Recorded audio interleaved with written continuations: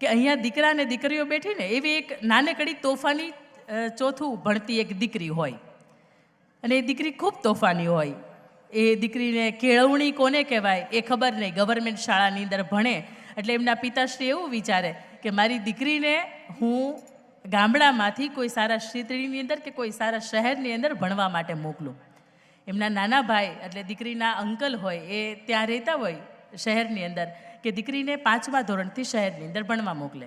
5મા ધોરણની અંદર દીકરી પહેલી વખત શહેર જોવે, પહેલી વખત હાઈ રાઇઝ બિલ્ડિંગ જોવે, પહેલી વખત મોટા મોટા સમારંભના ગેટ જોવે, પહેલી વખત એમ કહેવાય કે મોટી મોટી કોર્પોરેટ ઓફિસ જોવે.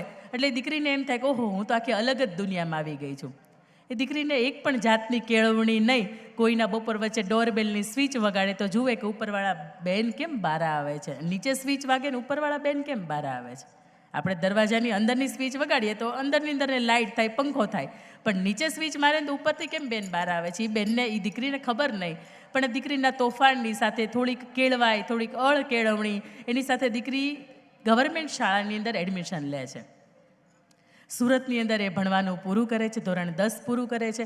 અને 10મા સુધી શિક્ષણ કોને કહેવાય, શિક્ષણ શા માટે જરૂરી છે, એક પણ જાતની એને કેળવણી નહીં, એક પણ જાતની એને અંદરથી એમ ન થાય કે મારે શા માટે ભણવું જોઈએ. આ તો કે ઠીક, મારા પિતાશ્રીએ મને ભણવા મૂકી છે ને મારે ભણવાનું છે એટલે ભણે છે. ધોરણ 10ની અંદર ગવર્મેન્ટ શાળા એટલે પહેલી પરીક્ષા. એક પણ વિષયની અંદર વાંચવાનું, લખવાનું, ટ્યુશન, શાળાએ તે થોડી ઘરની જવાબદારીઓ સંભાળવાની, રોજના 20-25 રૂપિયાનું દોરા ધાગાનું ટિકિટ ભરતનું કામકાજ કરવાનું. અને એથી વિશેષ કે એ જેના ઘરે રહેતી હતી એમના ઘરે એના નાના નાના દીકરાઓ હતા, એને સાચવવાના. અને એ દીકરી ક્યારેક શાળાએ જઈ શકે, ન જઈ શકે. અને આવી હાલતની અંદર ધોરણ 10ની પહેલી પરીક્ષા આવે છે. પહેલી પરીક્ષા એટલે ધોરણ ગણિતની અંદર, વિજ્ઞાનની અંદર, ઇંગ્લિશની અંદર ખૂબ વીક. અને ગણિતની અંદર 50માંથી 0, 100માંથી 0, 70માંથી 0. એમ કહેવાય કે ગણિતની અંદર એ ઘણી મહેનત કરે પણ ક્યાંક એને યાદ ન રહે. ક્યાંક એને ગવર્મેન્ટની શાળામાંથી એવું શિક્ષણ નહોતું પ્રાપ્ત થયું કે જેના લીધે આ ટકાવારીની સાથે આ દીકરી નાપાસ થતી હતી. એક વખત એના પિતાશ્રીએ કહ્યું કે બેટા, મારે દીકરો હોય તોય તું છે અને દીકરી હોય તોય તું છે. બેટા, ભણે નહીં તો મારી ના નથી, પણ કદાચ ભવિષ્યમાં એવું સાસરું મળે, એવો પાર્ટનર મળે કે તારી સામે એ પણ અભણ હોય તો દુનિયાની અંદર ચાલવું બેટા ખૂબ અઘરું પડે. એટલે માત્ર ટકાવારી પાસ થાય ને એટલી તો તારે ભણવું પડશે. પછી એ દીકરીને બધા જ એવું કે તું નાપાસ થાય, તું ફેલ થાયશ, પણ એ દીકરીને અંદરથી એ પિતાશ્રીની વાત લાગી જાય છે કે નહીં, કોઈ પણ સંજોગોની અંદર હું ટકાવારી પાસ થાઉં એટલી તો હું લાવીશ જ તે. દીકરી રાતે સ્ટ્રીટ લાઇટની અંદર વાંચે છે, રાત્રે પોતે બાથરૂમની લાઇટ ચાલુ કરે એની અંદર વાંચે છે કે કોઈ વ્યક્તિ ડિસ્ટર્બ ન થાય. અને ખૂબ સામાન્ય પરિવારમાંથી આ જીવતી દીકરી ધોરણ 10ની પરીક્ષા આપે છે અને આખરે 55.54% સાથે પાસ થાય છે. કદાચ દુનિયાની માટે 55% હશે, પણ એ દીકરી માટે 95% આવ્યા હોય એવો ક્યાંક અનુભવ હતો. એ પછી એ પિતાશ્રીને એવું થાય છે કે આ દીકરીને મેં ખોટી બહારના શહેરની અંદર મૂકી છે, હવે એ ડાઈ થઈ ગઈ છે, સમજણી થઈ ગઈ છે, થોડીક જવાબદાર થઈ ગઈ છે અને ભણવું શા માટે જોઈએ એ પણ એની થોડીક જવાબદારીની ભાન થઈ છે. તો હું એમ કરું કે એની મારી પાસે લઈ લો. દીકરીના પિતાશ્રી ધોરણ 11ની અંદર એડમિશન લેવાનું વિચારે છે. દીકરીના પિતાશ્રીએ BSc અધૂરું છોડેલું પરિવારની જવાબદારીના લીધે, કે જેના લીધે એના પિતાશ્રીને એમ કે મારી દીકરી સાયન્સ કરે. મારો વિચાર હતો કે ડૉક્ટર બને, પણ એ દીકરી માત્ર 55% લાવેલી, સાયન્સની અંદર તો 0 આવે. એટલે કોઈ પણ સંજોગોની અંદર દીકરી ડૉક્ટર બની શકે એવી ક્યાંક એ લાયકાત નહોતી ધરાવતી. એથી વિશેષ કે ધોરણ 11ની અંદર જ્યાં કોમર્સની અંદર એડમિશન લેવાનું નક્કી કર્યું ત્યારે શાળા કે પરિવાર એવું કહે છે કે માત્ર 65% હોય અથવા તો એનાથી વધારે હોય એવા જ વિદ્યાર્થીઓને અમે તેજસ્વી બાળકોને એડમિશન અહીંયા આપીએ છીએ. ઓછા ટકાવારી આવ્યા હોય એને અમે એડમિશન આપતા નથી. એટલે કે ઘણી લાગવગ કરી, તેમ છતાંય તે એડમિશન ન આપ્યું ને કહ્યું કે તમારી દીકરી છે એ પિત્તળ છે. સોનું હોય તો કોઈના અંગનું આભૂષણ બની શકાય, પણ તું પિત્તળ હોય ને તો એને ખાલી બેડા જ બનવું પડે, એના ઘરના વાસણ જ બનવું પડે. આ વાત ક્યાંક એ દીકરીને સ્પર્શી જાય છે. ધોરણ 11ની અંદર બીજી સંસ્થાની અંદર 11મું ને 12મું ધોરણ પૂર્ણ કરે છે અને એ પછી 12મા પછી જે ફરીથી પહેલી સંસ્થાની અંદર એને ભણવું હતું એ સંસ્થાની અંદર એડમિશન લે છે. એટલે 1 થી 12 ગુજરાતી મીડિયમ અને ડાયરેક્ટ કોલેજ એટલે ઇંગ્લિશ મીડિયમ ફરીથી ક્યાંક જજુમે છે. 12મા ધોરણની અંદર 70% સાથે પાસ થાય છે એટલે બીબીએની અંદર એડમિશન લે છે અને બીબીએની અંદર એડમિશન લીધા પછી ઇંગ્લિશની સાથે થોડીક લડે છે, જજુમે છે, પણ તું જીતે છે. ધોરણ એમ કહેવાય કે FY, SY ને TY પૂર્ણ કર્યા પછી એ કોલેજની અંદર 4th રેન્ક પ્રાપ્ત કરે છે, MBA કરે છે અને MBAની અંદર પણ કોલેજ 2nd આવે છે. એ પછી લગ્ન થાય છે. ક્યાંક લગ્ન જીવનની વ્યવસ્થાની અંદર એટલી બધી ગૂંચવાઈ જાય છે કે ભૂલી જાય છે કે પોતાની પાસે શિક્ષણ પણ છે. ફરીથી સાસરિયાનો સપોર્ટ મળે છે. એ દીકરી 11મું અને 12મું ધોરણ ભણાવે છે 4 વર્ષ. એ પછી અકાઉન્ટિંગ, એ MBA ફાઇનાન્સ હતું એટલે અકાઉન્ટિંગનું એ કાર્ય કરે છે. પણ ક્યાંક એના પપ્પાના મનની અંદર એ સ્વપ્ન રહી ગયેલું કે મારી દીકરી ડૉક્ટર બને તો. પણ કોરોના કાળ એટલો બધો આપણા માટે આશીર્વાદરૂપ રહ્યો કે એની અંદર એ દીકરીએ ફરીથી પોતે ગ્રેજ્યુએટ એને માસ્ટર ડિગ્રી કર્યા પછી કયું ક્ષેત્ર એવું કે જેની અંદર એ માસ્ટર ડિગ્રીની પછી PhD કરી શકે. કારણ કે PhDથી પણ આગળ ડૉક્ટરેટ લાગે અને બાયોલોજિકલ ડૉક્ટર તમે બનો તો પણ ડૉક્ટરેટ લાગે. મુખ્ય પિતાશ્રીને એ કામ હતું કે આગળ DR એવો શબ્દ લાગે. ત્યારે દીકરીએ કોરોના કાળની અંદર પોતાની ટ્વિન્સ 2 નાનકડી જોડવા દીકરીઓને સાચવતા પરિવારની ક્યાંક જવાબદારી નિભાવતા એમ કહેવાય કે નારીની પાસે ખૂબ તાકાત છે, ખૂબ શક્તિ છે અને એનો એ પર્યાય આપતા એ દીકરીએ ગત 24 એપ્રિલે PhDની ડિગ્રી છે એ પ્રાપ્ત કરે છે અને એ દીકરી આપની સમક્ષ છે ઊભી રહીને વાત કરે છે, ડૉક્ટર અંકિતા મુલાણી.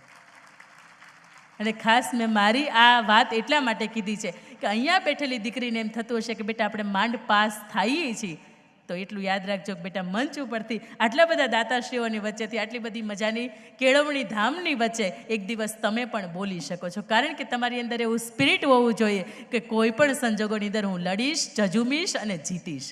જ્યારે આ સ્પિરિટ તમારી અંદર હોય ત્યારે દુનિયાની કોઈ પણ તાકાત એવી નથી કે તમારા સપોર્ટની અંદર ન આવે. અને બની શકે કે મારી એ નાનકડી વાતથી કોઈના જીવન છે એ બદલવાની કોશિશ થશે. બની શકે કોઈની લાઈફને અહીંયાથી યુટર્ન લાગી શકે. અને જો જીવનની અંદર એવું લાગે કે હું પછાત છું, મારે માંડ પાસ થઈએ એટલા ટકાવારી આવે છે, નહીં આવતા હોય, કારણ કે અમારી વખતે તો કોઈને 95% આવતા જ નહોતા ને અત્યારે તમારે 90, 95, 98 સિરીઝમાં રમો છો. બોર્ડની અંદર રીતે અમારે કોલેજની અંદર કે સ્કૂલની અંદર પ્રથમ હોય ને તો એના માંડ બિચારાને 80-85% આવ્યા હોય. પણ અત્યારે ભગવાનની શિક્ષકોની મહેરબાની સારી છે કે તમને ટકાવારી સારી આપે છે. પણ એમ છતાંય કેવું છે કે કોઈને એવું લાગતું હોય કે આપણે નહીં કરી શકીએ, આ વિષયની અંદર પાસ નહીં થવાય, તો બેટા માત્ર પાસ થાવ ને એટલી મહેનત કરજો, પણ એટલી મહેનત કરજો કે નાપાસ ન થાવ. કારણ કે મા બાપે બહુ મહેનત કરી હોય ત્યારે તમારી ફીસ ભરી હોય અને એ ફીને જ્યારે 1 વર્ષના અંતે આપણે વાળીએ નહીં ત્યારે મા બાપ આપણને કંઈ કહેતા નથી, પણ એની ફીઝની ઉપર એનો રાત દિવસ એને જે મહેનત કરી છે એની ઉપર ક્યાંક આપણે પાણી ફેરવી દઈએ છીએ, એવી હાલતમાં આપણે મૂકી દઈએ છીએ. અહીંયા સમાજની ઉપસ્થિતિ છે ત્યારે મારે કહેવું છે કે કોઈ પણ વ્યક્તિની સાથે આપણો સંબંધ તૂટી જાય અને તેમ છતાંય તે આપણી અને એ વ્યક્તિની અંગત વાતો સચવાય, એને આપણી અંદર રહેલી ખાનદાની કહેવાય. કોઈ વ્યક્તિને આપણે બદલો લઈ શકવાની તાકાત ધરાવતા હોય તેમ છતાંય આપણે એને માફ કરી દઈએ તો એ વ્યક્તિને આપણી સામે આપણી અંદર રહેલી એને ખમીરી કહેવાય. અને એનાથી વિશેષ કે સત્યના પક્ષે તમે ન્યાય આપો. એક બાજુ તમારું કોઈ પારકું ઊભું હોય ને એક બાજુ તમારું કોઈ પોતાનું ઊભું હોય અને એનામાં સાચું કોણ છે ને ખોટું કોણ છે તમે સત્યપ્રિય બનો તો એને તમારી અંદર રહેલી ખુમારી કહેવાય.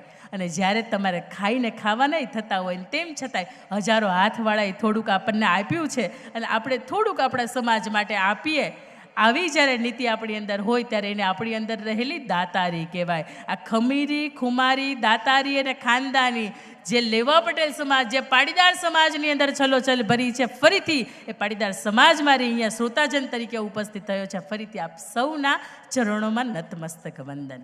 અને વંદનની વાત આવે છે ત્યારે આ મંચ ઉપરથી 7 વ્યક્તિને આજે એકનો ઉમેરો થાય છે મારી ભાષામાં કે 7 વ્યક્તિને વિશેષ વંદન કરવા છે. પહેલા વંદન હું હંમેશા વ્હાઇટ મિલિટરી ફોજ એવા શબ્દ વાપરું છું કે આપણા પૂજ્ય વડીલો, એમાં બા પણ આવે ને દાદા પણ આવે કે જેમના થકી આપણા સંસ્કારનું સિંચન થયું છે. એ ન હોત, એની કેળવણી આપણને ન હોત તો ક્યાંક આપણી અંદર પણ એ જુસ્સો એ ન આવત કે જેના લીધે આપણે ગર્વભેર સમાજની વચ્ચે ઊભા રહી શક્યા હોત. બીજા વંદન એ દરેક પિતાશ્રીને કે જેણે કાળી મજૂરી કરી છે, ઠંડુ ટિફિન પણ ખાધું છે કારણ કે પોતાનો પરિવાર ગરમા ગરમ જમી શકે.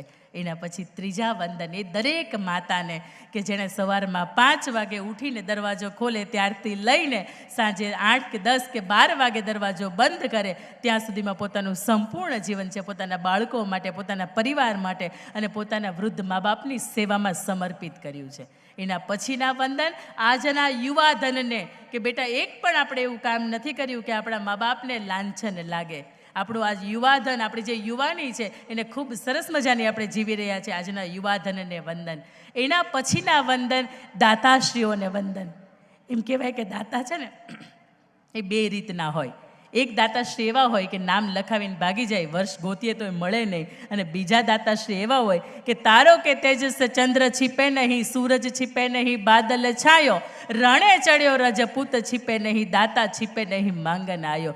દાતાને ખબર પડી જાય કે આ સમાજને, આ સંસ્થાને, આ પરિવારને, આ જગ્યાને ક્યાંક મારી જરૂર છે અને મારે હજારો હાથવાળાએ મને આપ્યું છે તો મારે આપવું પડે. એવા દાતાશ્રીઓ છે એમને પણ નતમસ્તક વંદન. અને એના પછીના વંદન આયોજક સમિતિને.